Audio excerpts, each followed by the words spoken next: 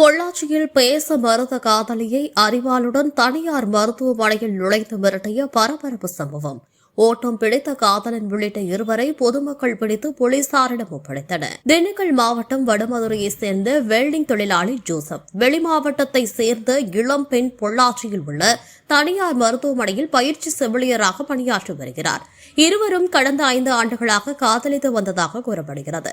இந்நிலையில் அந்த இளம்பெண் கடந்த சில மாதங்களாக ஜோசப்பிடம் பேச மறுத்து வந்ததாகவும் தொலைபேசியில் தொடர்பு கொண்ட போது அழைப்பை நிராகரித்து வந்ததாகவும் கூறப்படுகிறது.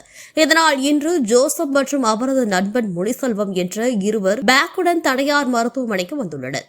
அங்கு அந்த பெண்ணை பார்த்தவுடன் அரிவாளை காட்டி மிரட்டியதாக கூறப்படுகிறது. அக்கம்பக்கம் உள்ளவர்கள் சத்தம் போட்டதும் அங்கிருந்து இருவரும் தப்பித்து ஓட்டம் பிடித்தனர்.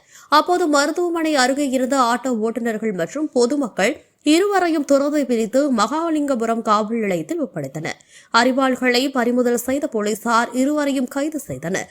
விசாரணையில் இருவரும் 5 வருடங்களாக காதலித்து வந்ததாகவும் திடீரென தன்னுடன் பேச மறுத்ததால் மிரட்டுவதற்காக அரிவாளை எடுத்து வந்ததாக ஜோசப் தெரிவித்ததாக போலீசார் தரப்பில் தெரிவிக்கப்பட்டுள்ளது. பின்னர் இருவர் மீதும் பெண்ணை கெட்ட வார்த்தையால் பேசுவது, கொலை மிரட்டல் விடுத்தது மற்றும் ஆயுதம் வைத்திருந்ததாக இருவர் மீதும் 2 பிரிவுகளில் வழக்கு பதிவு செய்து நீதிமன்றத்தில் ஆஜர்படுத்தி பொள்ளாச்சி கிளை சிறையில் அடைத்தனர்.